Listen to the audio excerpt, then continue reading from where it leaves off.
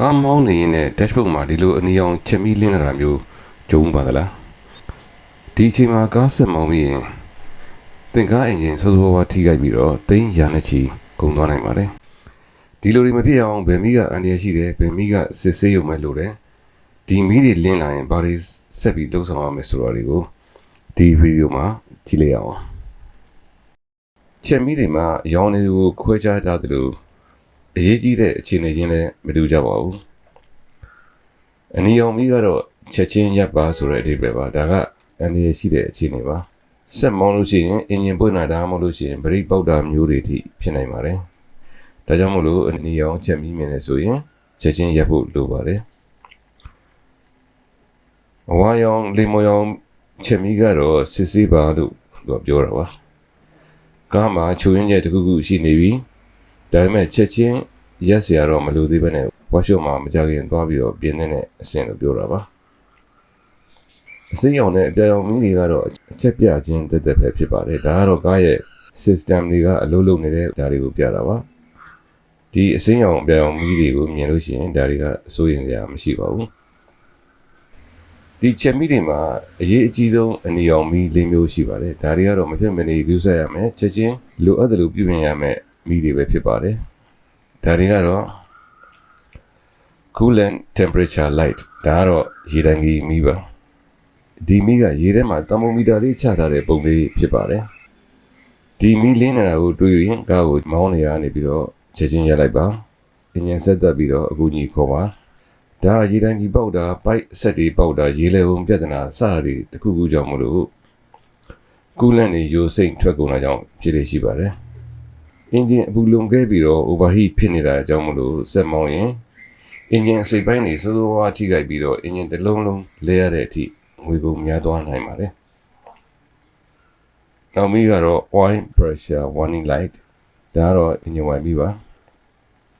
ရှီဟောင်းစီဘူးပုံစံချက်မီးလေးကအင်ဂျင်ထဲမှာ CPR မရှိတော့ရင်လင်းလာတာဖြစ်လို့ဒါအလေးထားဖို့လိုပါတယ်အင်ဂျင်ဝိုင်သိပ်နေတော့တာပတ်မှာပြဿနာရှိနေတာအင်ဂျင်အတွင်းပိုင်းအစိပ်ပိုင်းတွေမှာထိခိုက်နေတာစတာတွေတခုကြောင့်ဖြစ်ရတာပါဒီမီးလင်းလာတယ်ဆိုလို့ရှိရင်ကားကိုလုံးဝဆက်မမောင်းသင့်ပါဘူးစီဂိတ်တံကိုထုတ်ကြည့်ပြီးတော့အင်ဂျင်ဝိုင်ချက်ချင်းဖြစ်ပြီးလို့လိုပါတယ်ဒါကိုဘီးမဆိုင်မဲ့ဆက်မောင်းရင်အင်ဂျင်အတွင်းပိုင်းပစ္စည်းတွေပုတ်တိုက်မိပြီးတော့ပျက်စီးကုန်မှာပဲဖြစ်ပါတယ်နောက်အနီရောင်မီကတော့ brake system warning light ပါ brake စနစ်မှာပြဿနာတစ်ခုခုရှိနေပြီဆိုတော့ကိုပြတာပါလုံးဝလစ်လျူရှုထားလို့မရတဲ့အရေးကြီးတဲ့အမီတစ်ခုဖြစ်ပါတယ် handbrake ချပြီးတော့ပြန်ဖြုတ်ဖို့မိနေတာဒါမှမဟုတ်လို့ရှိရင် brake စီတွေယိုစိမ့်ထွက်ပြီးတော့ brake စီရမ်းနေနေတာစတဲ့အကြောင်းတစ်ခုခုကြောင့်ဒီမီလင်းလာတာပါ brake ကရင်မတော်တဆဖြစ်ခြင်းဘေးရန်ရကင်းခြင်းတွေနဲ့ဆိုင်တာမို့လို့လွန်ရေးကြည့်ပါတယ်မောင်းနေတော့မှဒီမီလင်းလာရင် brake စီတွေယိုစိမ့်ထွက်ကြနေတယ်ဆိုလို့ရှိရင်ကားကိုဆက်မမောင်းမနဲ့အကူကြီးခေါ်ပြီးတော့ချက်ချင်းပြင်ဆင်ဖို့လိုပါတယ်နောက်မီးကတော့ battery warning light ပါဒီမီးကသိတာမြင်တာပါတယ်ကား battery ပုံစံလေးရှိတယ်ကားရဲ့လျှက်စစ်စနစ်မှာပြဿနာရှိနေပြီလို့ဒီမီးကပြောနေတာပါဒီမီးကိုမြင်တဲ့ battery ကြောင့်လို့တန်းပြောလို့မရပဲ dynamo မကောင်းတာဝါယာကြိုးပိုင်းဆိုင်ရာမှာပြဿနာတွေရှိနေတာစတာတွေကြောင့်လည်းဖြစ်တတ်ပါတယ်ဒီမီးလင်းနေရင်ကားဆက်နှုတ်လို့ရပါမယ်ကားကိုဆက်ပြီးတော့ဝေးဝေးမမောင်းသင့်ပါဘူးဘာလို့လဲဆိုတော့ dynamo က battery အားပြန်မသွင်းနိုင်ရင် battery အိုးတွေကလက်ရှိ power တွေကိုပဲကားကတောက်လျှောက်သုံးသွားပြီးတနေရာမှာကားထိုးရပြီးမှဆက်လုပ်လို့မရပဲဖြစ်သွားမှာပါအဲ့ဒီခါကျရင်ကားဆက်လည်းနှုတ်လို့ရမှာမဟုတ်တော့ပါဘူးဒါကြောင့်မလို့ဒီမီးမြင်နေဆိုလို့ရှိရင်လိုအပ်တယ်လို့ချက်ချင်းပြင်ဆင်မှုလိုပါတယ်ဒီနေရာမှာဘုဒ္ဓအနေနဲ့တည်ထားတဲ့ဟာတခုရှိပါတယ်အဲ့ဒါကတော့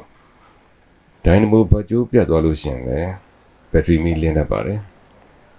ဒီခါမှာရေလေုံလည်းအလုံးမလုံးတော့ကြောင့်မလို့ battery မီးရော coolant temperature မီးရောပြိုင်တူလင်းလာတတ်ပါတယ်အတွေ့အအများဆုံးဝါရောင်မီးတွေကတော့ check engine light ဒါကတော့နာမည်ကြီးပါပဲအင်ဂျင်ချက်မီးလင်းတယ်လို့ပြောကြတာတွေကိုကြားဘူးပါလိမ့်မယ်ဒီမီးလေးကအင်ဂျင်တုံးပုံစံနဲ့ဒါမှမဟုတ်လို့ရှိရင်စာနဲ့ check engine ဆိုပြီးတော့တွေ့ရပါလိမ့်မယ် ဒီမီလင်းလာပြီဆိုလို့ရှိရင်စင်ဆာတစ်ခုခုချိုရင်းတာတွေကနေပြီးတော့စီတိုင်းကြီးအဖုံးမပိတ်မိတာတွေအထိတခုဖြစ်နိုင်ပါတယ်တိတိကျကျသိဖို့စက်နဲ့စစ်ဆေးကြည့်ဖို့လိုပါတယ်နောက်တစ်ခုက ABS မီဒါကတော့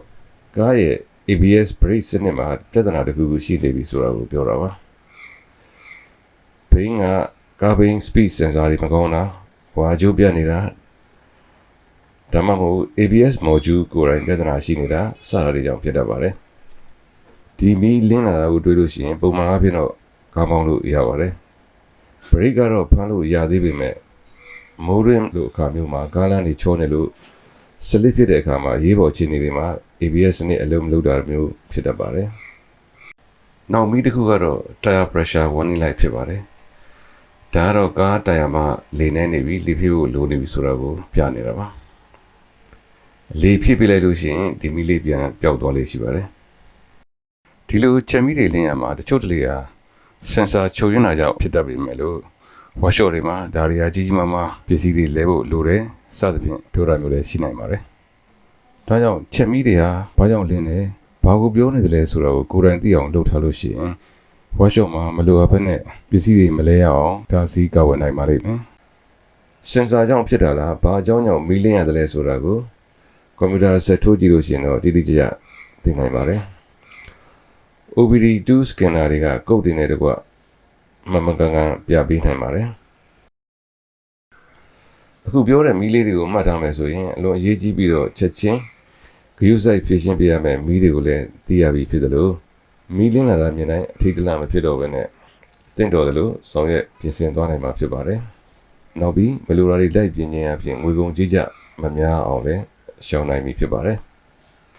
နောက်တင်မဲ့ဗီဒီယိုတွေကိုလွတ်မသွားအောင်ဒီ channel လေးကို like and subscribe လုပ်ပြီးတော့လည်းမမေ့ပါနဲ့ဦးခင်ဗျာ